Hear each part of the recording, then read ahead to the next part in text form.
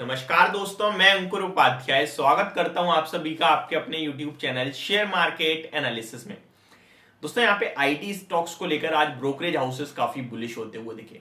उनमें से एक स्टॉक था इन्फोसिस। स्पेशली इन्फोसिस को लेकर काफी बुलिशनेस थी। यहाँ पे 4 ब्रोकरेज हाउसेस ने टारगेट दी, इसमें सबसे ऊंचा लक्ष्य जो है वो अराउंड 2000 प्लस लेवल्स का था। सबसे छोटे टारगेट की बात भी करें तो वो भी अराउंड 1765 के थे। आप लोगों को तो पता ही होगा कि मैं इन्फोसिस पे कंटिन्यू बुलिश रहा हूं और अराउंड 1400 हो या 1400 या फिर 1365 जब इसने 52 वीक लो हिट करा तो मैं आपसे कंटिन्यू एक ही चीज कह रहा था, बेचना नहीं है, एवरेज करना है, एवरेज करना है। ये ना मेरे अंदर है। मतलब अगर स्टॉक अच्छा है तो मैं उसे बेचने की राय नहीं दूंगा, और इनफैक्ट तब बिल्कुल नहीं दूंगा जब पब्लिक के बीच में डर चल रहा हो। अब आप एक बात बताइए, अगर आपने इन्वेस्ट करा होता उस समय, मतलब आपने 1700 रुपए पे खरीदा है, 1400 रुपए स्टॉक गया, सब लोग बोल रहे हैं, मेरे पास कमेंट आते थे भाई 1100 रुपए हो जाएगा इन्फोसिस, यूरोप में यूएस में रेसेशन आ रहा है। अरे यार ऐसे थोड़ी हो जाएगा, खेल थोड़ी है।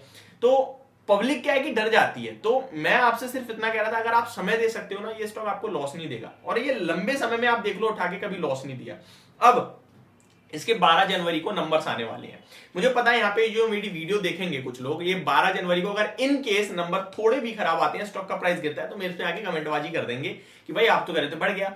तो मैं आपसे क्या कह रहा हूं वो ध्यान से सुनिए। मैं आपसे कह रहा हूं इन्वेस्टमेंट 10 दिन के लिए नहीं होती है। पहले तो आप अपने आप को ये समझा दीजिए, इन्वेस्टमेंट 1 महीने के लिए नहीं होती। इन्वेस्टमेंट होती है आपकी 3 साल, 5 साल, 10 साल के लिए। 2 सवाल के जवाब मेरे क्लियरली दे देना, और जो आप बोलोगे मैं मान लूंगा, ठीक है। सिंपल सा लॉजिक बता के 2 सवाल के जवाब दे दो बस। पहला सवाल मेरा यह कि क्या आपको अगले 5 साल में भारत की ग्रोथ होती हुई दिख रही है? अगर हाँ, तो फिर स्टॉक कैसे नीचे जा सकता है? ये तो blue chip large cap stock है, से तो डेफिनेटली चलना ही होगा, ग्रोथ तो यहीं से आनी है। और अगर आपका जवाब है ना कि नहीं दिख रही है, रिसेशन दिख रहा है, तो मैं आपको 2-3 चीजें बताना चाहूंगा। पहला, हम सबसे फास्टेस्ट ग्रोइंग कंट्रीज में से एक है इस समय। दूसरा, हमारे इंटरेस्ट रेट इस समय पॉजिटिव है, जो कि वर्ल्ड वाइड 2-3 ही कंट्रीज ऐसी हैं जिनके इंटरेस्ट रेट पॉजिटिव हैं, तो उसमें से हमारा नंबर है। और अगर आपका अभी भी जवाब है कि भाई हम तो रिसेशन में या फिर हमारी कंट्री में उतनी ग्रोथ नहीं होगी, तो मैं एक और चीज बताना चाहूंगा आपको, हम अभी भी इंडेक्स लेवल पे लाइफ टाइम हाइस के पास ही खड़े हैं, ठीक है। तो ये तो आपका जवाब बिल्कुल होना ही नहीं चाहिए कि हम अपनी भारत की ग्रोथ नहीं देख रहे हैं, ठीक। ग्रोथ हो रही है, दैट मींस स्टॉक का प्राइस भागेगा। पहला मेरा रीजन ये हो गया। दूसरे रीजन की तरफ मैं भी स्टॉक के प्राइस पे तो आ ही नहीं रहा, मैं आपको मोटे मोटे 2 रीजन बता रहा हूं। दूसरा रीजन ये, पूरा 2022 कंसोलिडेशन में निकला है इस स्टॉक का, और ऐसा नहीं है 2021 में इसने बहुत बड़े छप्पड़ फाड़ रिटर्न दे दिए हो, ऐसा कुछ नहीं है। ये एक ब्लू चिप स्टॉक है। ये ऐसा नहीं है 1 लाख का मार्केट कैप तो 10 लाख करोड़ का मार्केट कैप हो गया, ऐसा नहीं हुआ ना। बड़ा है, माना 200% भाग गया था, नो डाउट, बिल्कुल भागा है, लेकिन पूरी 1 साल कंसोलिडेशन में निकल गई, ऊपर से नीचे भी आया। 1950 रुपए का हाई लगाया था इसने 2022 की जनवरी या मार्च में, ठीक है।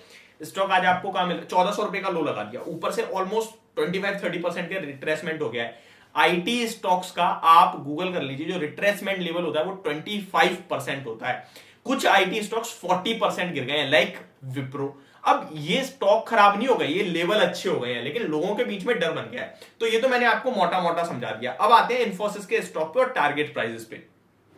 अगर स्टॉक की बात करें तो यहां पे ब्रोकरेज हाउसेस बुलिश होते हुए दिख रहे हैं, चाहे वो सीएलएस हो, चाहे वो मैक्वारी हो, या चाहे वो सिटी हो, कोई भी हो, यहां पे सब बुलिश होते हुए दिख रहे हैं। और इन लेवल्स पे मुझे नहीं लगता कोई भी छोड़ेगा। मैं यहां पे आपको सिंपल से एक बात बोलूंगा, कुछ मत करो, मत लगाओ यार 10 लाख 20 लाख मत लगाओ, सिंपल 10,000 रुपए की एसआईपी कर दो।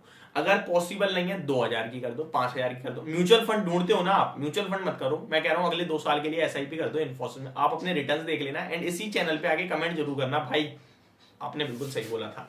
इन्फोसिस की बात करूं तो मुझे लगता है यहां से स्टॉक मिनिमम 2,000 रुपीज के लेवल से आपको दिखाएगा। वो हो सकता है 12 महीने ले ले, हो सकता है 15 महीने ले ले। मेरा तो सिंपल सा सिद्धांत है, अगर वो 12 महीने में 2,000 हो गया, मैं सेटिस्फाई हूं। वो 12 महीने में 2,000 नहीं होता, 1,800 ही रह गया, मैं 24 महीने के लिए कर दूंगा। लेकिन अब मेरा जो 2,000 का टारगेट है वो 2,600 रुपए हो जाएगा, 30% और बढ़ा दिया। मुझे पता है स्टॉक मेरा टारगेट देगा। सिंपल सी बात है, स्टॉक मार्केट में आप समय देके पैसा बनाने आए हो, ना कि जल्दी पैसा बनाने आए हो। जल्दी पैसा बनाने वाले पैसा बना ही नहीं पाते हैं। तो यहां आपको इन्वेस्ट करना है, जो इन्वेस्ट करेगा वो पैसा बना लेगा। तो आप केवल 10,000 रुपए की एसआईपी, 10 भी नहीं हो सकती, 5 की कर दो, एसआईपी करो। एसआईपी का क्या मतलब होता है? Systematic investment plan. में तो आपसे कह रहा हूं सिस्टमैटिक भी करने की जरूरत नहीं है। आप एक तारीख सिलेक्ट कर लो, मुझे इस दिन इस रेट पे इस दिन बस शेयर खरीदना है, रेट मुझे मतलब नहीं है। रेट तो यार कुछ भी हो सकता है, 5-7 रुपए से आपको फ्लक्चुएशन में कुछ बिगड़ेगा थोड़ी, लॉन्ग टर्म में 5-7 रुपए आपको पता भी नहीं चलेंगे। तो सिंपल खरीद के डालते रहो। अब बहुत सारे लोग कहेंगे भाई आप इतने बुलिश क्यों, कोई आपके पास ठोस रीजन है? तो मेरे पास ठोस रीजन कोई नहीं है, लेकिन एक चीज जो मुझे बहुत अच्छी दिखती है वो ये कि मैं एक ऐसे स्टॉक में पैसा लगा रहा हूं जहां मेरी रिस्क उतनी नहीं दिखती मुझे। दूसरा, स्टॉक अच्छा खासा करेक्शन पे, और जिस करेक्शन पे आईटी स्टॉक्स को उठाना चाहिए उतनी करेक्शन पे मुझे मिल रहा है, यानी कि 25-20% की करेक्शन पे मुझे मिल रहा है। तीसरा, यूएस हो या फिर यूरोप हो, ऑलरेडी काफी डाउन है और आपने नेस्डेक इंडेक्स में ऊपर से 30% की गिरावट देख ली है। सेकंड कंसेक्यूटिव ईयर ऐसा नहीं होने वाला है जहां पे 30% के बाद और 20% गिर जाए। मुझे बिल्कुल नहीं लगती इतनी गिरावट। मैं नेस्डेक में भी यहां से मिनिमम 10-15% का बाउंस बैक ही देखता हूं इस साल, और ऐसा होता है तो डेफिनेटली आईटी स्टॉक्स के लिए पॉजिटिव मूड माहौल बनेगा। तो ये मैंने मोटा मोटा आपके सामने सिनेरियो रखा, बाकी आपके ऊपर डिपेंड करता है, आपका जो फैसला होगा, आपका पैसा है, उसी फैसले पे काम करें। जो मुझे लगता था वो मैंने आपके साथ शेयर करा है। अगर आप लोग एग्री करते हैं तो प्लीज कमेंट बॉक्स में जरूर बताना, नहीं करते तो अपना व्यू भी शेयर कर देना। Thank you so much for watching this video. Have a great day.